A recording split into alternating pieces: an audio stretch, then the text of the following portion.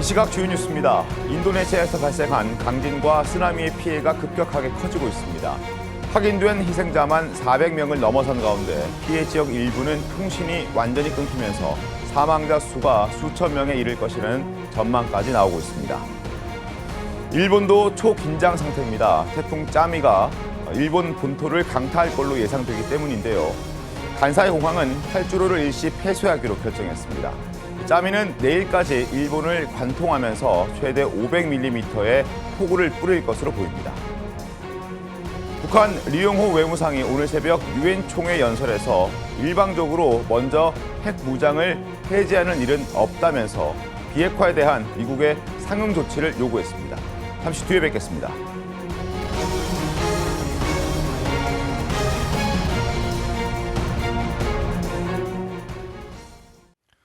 시청자 여러분 안녕하십니까? TV조선 아침 뉴스 시작합니다. 인도네시아에서 발생한 강진과 쓰나미로 막대한 피해가 발생했습니다. 확인된 희생자만 400명을 넘어섰는데 아직 피해 여부가 확인되지 않은 지역이 많아서 희생자는 수천 명에 달할 수 있다는 전망까지 나오고 있습니다. 첫 소식 김지수 기자입니다. 집채만한 높이의 쓰나미가 해변가 마을을 덮칩니다. 규모 7.5의 강진과 7m 높이 쓰나미가 인도네시아 술라웨시 섬을 강타했습니다. 인도네시아 현지 언론들은 인도네시아 중부권인 이 지역에 규모 7.5의 강진이 덮친 데 이어 약 20분 만에 강력한 쓰나미가 뒤따르면서 막대한 피해가 발생했다고 전했습니다. 확인된 사망자만 최소 405명, 29명이 실종 상태이고 부상자도 540명에 이릅니다. 30만 명이 사는 동갈라 지역은 통신이 완전히 끊겨 이 지역 피해 상황은 파악조차 되지 않았습니다. 또 해안 지역에서 축제를 준비하던 수백 명의 행방이 확인되지 않고 있습니다. 유수프 칼라 인도네시아 부통령은 사망자 규모가 수천 명에 달할 수 있다고 내다봤습니다. 피해 지역에 있던 한국인 한 명도 연락이 끊긴 상태입니다. Identifikasi dilakukan, jadi diperkirakan jumlah korban banyak, baik disebabkan oleh gempa di Kota Palu dan Donggala. 정전과 함께 통신과 교통도 마비된 상태여서 구조나 수색 작업도 쉽지 않은 상황. 첫 지진 발생 이후 100차례의 여진이 이어지면서 시민들의 공포감은 극에 달했습니다. TV조선 김지수입니다. 태풍 짜미가 일본 열도를 관통할 것으로 예상됨에 따라서 일본이 초긴장 상태에 빠졌습니다. 간사이 공항은 활주로를 일시 폐쇄하기로 결정했습니다. 박경준 기자입니다. 강한 비바람에 나무가 심하게 흔들리고 가로수가 뿌리째 뽑혔습니다. 강풍과 폭우를 동반한 초강력 태풍 짜미가 일본 열도의 남단 오키나와현을 강타했습니다.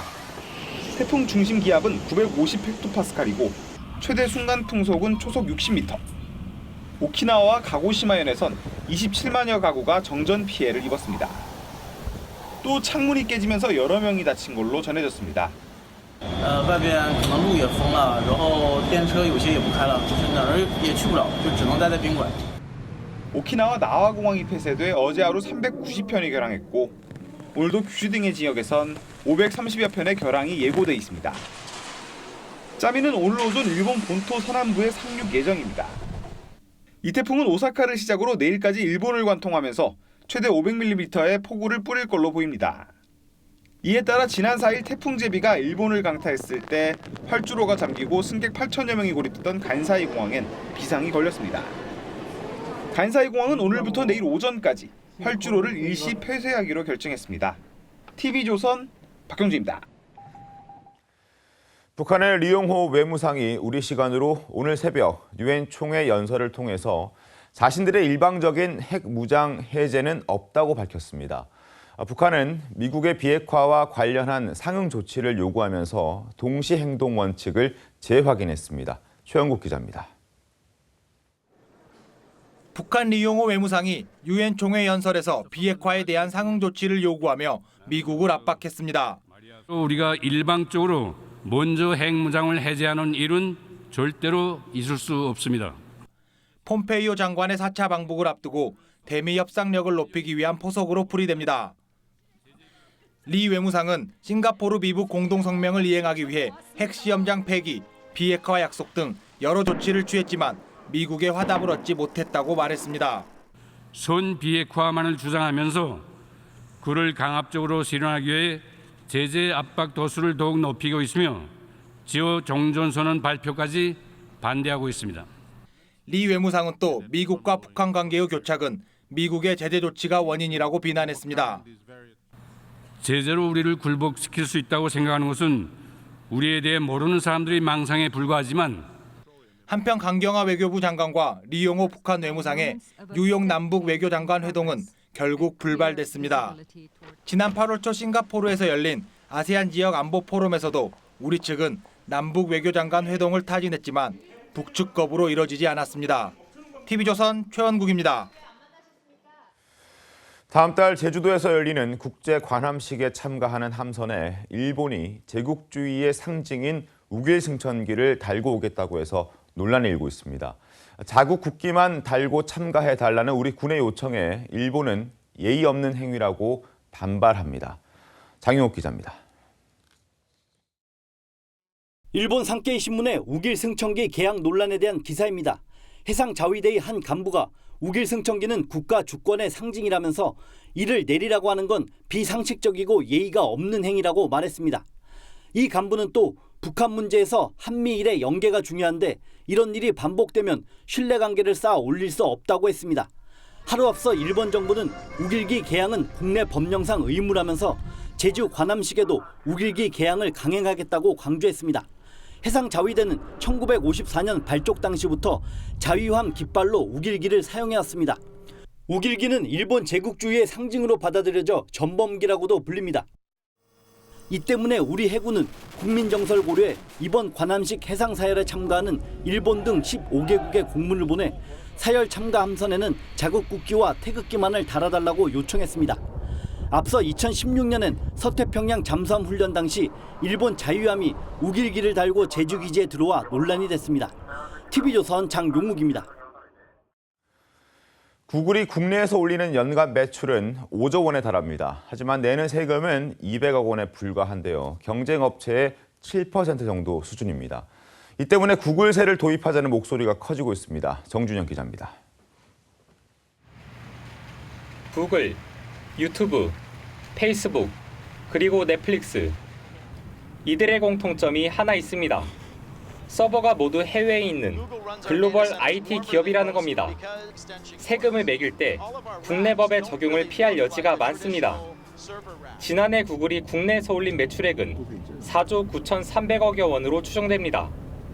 카카오 매출의 2배가 넘고 네이버보다도 훨씬 많은데 내는 세금은 턱없이 적습니다.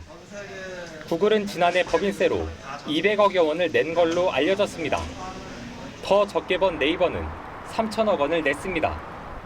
구글이 국내에서 벌어들인 매출 대부분을 해외 사무소 매출로 이전해 둔 뒤 국내 매출을 줄여 신고했다는 의혹이 제기되고 있습니다.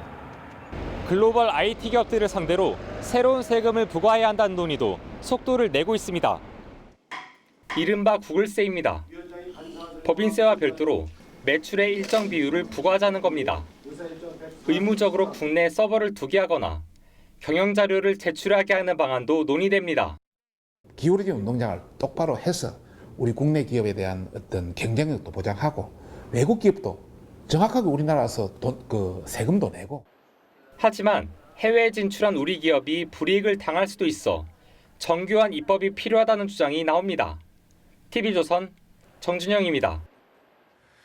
오늘 나들이 계획하는 분들은 외투를 챙겨야 할 것 같습니다. 낮부터 찬바람이 불면서 어제보다 쌀쌀해질 전망인데요. 일부 지역에서는 태풍 짜미의 영향으로 비가 내리는 곳도 있겠습니다. 이다솜 기자입니다. 오늘은 전국이 대체로 맑을 것으로 예상되지만 낮부터 체감 온도가 뚝 떨어질 것으로 보입니다. 기상청은 북서쪽에서 찬 공기가 남하해 기온이 떨어져 쌀쌀해지니 건강관리에 유의할 것을 당부했습니다. 전국의 낮 기온이 어제보다 떨어질 것으로 관측된 가운데 서울의 낮 기온은 어제보다 5도 떨어진 22도가 예상됩니다. 한편 24호 태풍 짜미의 영향으로 경상 해안과 제주도에는 오전까지 5에서 20mm의 비가 내릴 전망입니다. 특히 바람이 매우 강해 물결이 높은 만큼 항해나 조업하는 선박을 비롯해 시설물 관리에도 주의가 필요합니다. 경비 북부 지역에서도 빗방울이 산발적으로 흩날리겠습니다.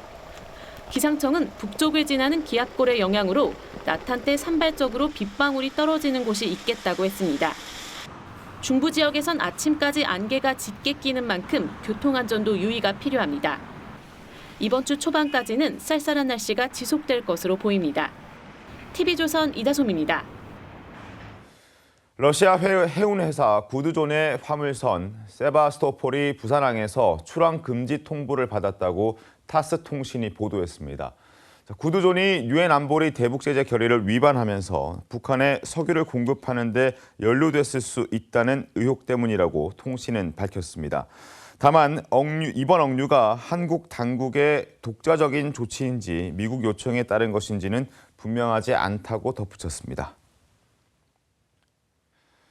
40대 경찰관이 출근길 교통사고로 갑자기 숨지면서 경찰이 조사에 나섰습니다.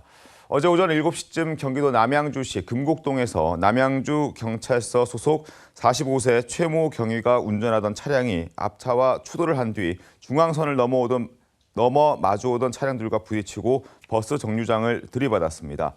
이 사고로 시민 한 명이 가벼운 부상을 당했고 최 경위는 병원으로 옮겨졌지만 끝내 숨졌습니다.